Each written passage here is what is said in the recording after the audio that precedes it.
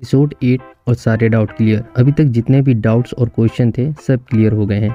एक तरह से ये एक्सप्लेनेशन एपिसोड था जिसमें हमें सब कुछ बताया गया, जो भी हमें अभी तक दिखाया गया था कि ये सब क्यों हो रहा है और किस लिए हो रहा है। यहाँ तक कि ये भी क्लियर किया गया आखिर सिटकॉम ही क्यों। मुझे जरा भी आइडिया नहीं था कि एमसीयू इस सीरीज में जो रायता फैला रखा है उसे कैसे समेटेगी, और जिस बेहतरीन तरीके से ये सब क्लियर किया गया वो मेरी सोच से भी हटके था। खैर लेट ना करते हैं हुए और वीडियो को और आगे बढ़ाते हैं और शुरू करते हैं दिस सुपर डायरी।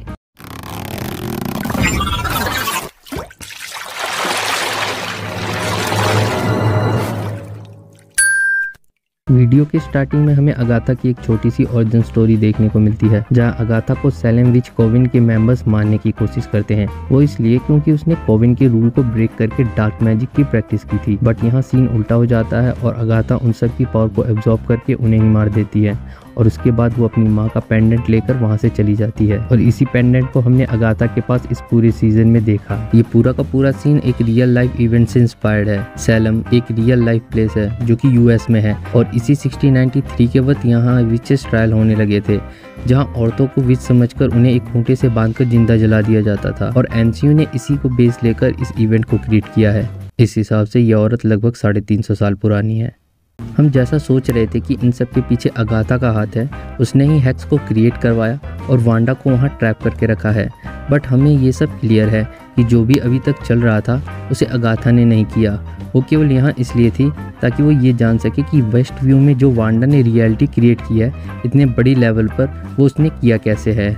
इसलिए वो वेस्ट व्यू में आती है, क्योंकि इतने सालों की प्रैक्टिस के बावजूद अगाथा भी ये नहीं कर सकती थी, और इस बात को वो मेंशन भी करती है।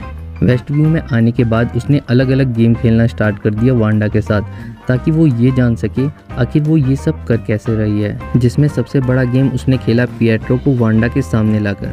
हाँ ये नकली था, बट जब हमें नकली ही पिएट्रो दिखाना था तो एमसीयू ने इवांस पीटर को ही क्यों कास्ट किया, किसी और को भी यहाँ दिखा सकते थे। अब यहाँ ये मान सकते हैं कि फैंस को ये डिस्ट्रैक्ट करने के लिए किया गया हो, कि ताकि हम लोग अपनी एक अलग ही थ्योरी बनाने लगे। बट मुझे नहीं लगता कि ऐसा कुछ होगा। पिएट्रो का एक मेजर रोल होगा एमसीयू की आगे की स्टोरी में, क्योंकि बिना किसी रीज़न के उसको अभी तक इस सीरीज़ में कंटिन्यू नहीं करते। अब आते हैं बेसमेंट वाले सीन पे। यहाँ अगाथा की बातों से पता चलता है कि वो जानती है कि वांडा बाय बर्थ एक विच है, और आगे ये बात कंफर्म हो जाती है जब अगाथा उसे प्रोटेक्शन स्पेल के बारे में बताती है, जो कि उसने बेसमेंट के स्पेस में क्रिएट किया था। जहाँ वो कहती है कि इस स्पेस में केवल उसी विच के मैजिक काम करते हैं जिसने उसे क्रिएट किया हो, और हमने आगे देखा कि वहाँ क्या होता है। फिर अगाथा अपने मैजिक से वांडा को उसके पास्ट की मेमोरीज में एंट्री कराती है, और वो वांडा को उसके पास्ट को रीलिव करवाती है ताकि उसे उस सभी क्वेश्चन का आंसर मिल सके। वैसे तो वांडा वहाँ जाना चाहती नहीं थी, क्योंकि ये उसके लिए बहुत ही ट्रोमैटिक मोमेंट थे, बट उसे जाना पड़ता है अपने बच्चों के लिए। हमें वांडा के बचपन की मेमोरीज दिखती है, और यहाँ हमें सीरीज़ के सिटकॉम बेस होने का रीज़न भी पता चलता है। उसके फादर जो कि वीसीआर के टेप्स बेचा करते थे, जहाँ से उसे सिटकॉम देखने का शौक हुआ, और हमें आगे उसे अपनी मेमोरीज में कई जगह सिटकॉम देखते हुए भी देखा है। आगे हमें वो इवेंट्स भी देखने को मिलते हैं जिसका जिक्र एज ऑफ अल्ट्रॉन में पिएट्रो और वांडा ने किया था, जहाँ सोकोविया के कोल्ड वॉर के टाइम उसके घर में एक बॉम्ब गिरता है जिसमें उसके पेरेंट्स मारे जाते हैं और मैक्सिमम ट्विंस उसी घर में फंस जाते हैं। अनजाने में वांडा ने अपने मैजिक से उस स्टार्क इंडस्ट्रीज़ के बॉम्ब को डिफ्यूज़ तो कर दिया, लेकिन इससे ये क्लियर हो जाता है कि उसके पास ये पावर शुरू से ही थी। अब ये क्वेश्चन आता है कि ये पावर उसके पास आई कहाँ से, बट ये इन्हेंस ज़रूर हो जाती हैं जब वांडा माइंड स्टोन के कांटेक्ट में आती है। अब यहाँ हाइड्रा के एक्सपेरिमेंट में जितने भी वॉलंटियर थे उनमें से कोई भी माइंड स्टोन के डायरेक्ट कांटेक्ट में आने से बचा नहीं था, और ये हमने पहले भी देखा है कि नॉर्मल बीइंग जो कि इन्फिनिटी स्टोन के डायरेक्ट कांटेक्ट में नहीं आ सकता, बट वांडा में कुछ ऐसा था जिससे कि वो सरवाइव कर जाती है। और साथ ही साथ हमें वांडा की यहाँ पे कॉमिक एक्यूरेट इमेज भी दिखाई देती है, जो कि हो सकता है कि वो उसके फुल पावर के पोटेंशियल को रिप्रेजेंट करता है। इसके बाद हमें नेक्स्ट मेमोरी दिखाई जाती है जहाँ वांडा एवेंजर्स हेडक्वार्टर में होती है। उसकी ये मेमोरीज एज ऑफ अल्ट्रॉन के बाद की है, जहाँ विजन और वांडा के बीच में एक अलग ही बॉन्डिंग देखने को मिलती है, और आगे चलकर दोनों का रिलेशनशिप स्टार्ट हो जाता है। अब ये चीज़ हमने डायरेक्ट इन्फिनिटी वॉर में देखी तो ज़रूर थी, लेकिन यहाँ पे कोई सेंस नहीं बन रहा था कि ये सब अचानक कैसे, लेकिन उस चीज़ को यहाँ पर बिल्कुल अच्छे तरीके से कवर किया गया है। एपिसोड 5 में हमने देखा था कि वांडा स्वॉर्ड की फैसिलिटी से विजन की बॉडी को चोरी करके ले जाती है, बट वो ऐसा नहीं करती। वो केवल स्वॉर्ड फैसिलिटीज़ में जाती है बिना किसी को नुकसान पहुंचाए वहां से वो वापस आ जाती है।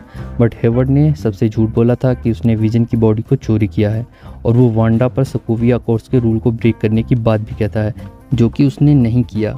इसके बाद वो वेस्ट व्यू चली जाती है, जहाँ हमें वेस्ट व्यू के और बाकी कैरेक्टर्स देखने को मिलते हैं, जिसको हमने वांडा की रियलिटी में देखा था।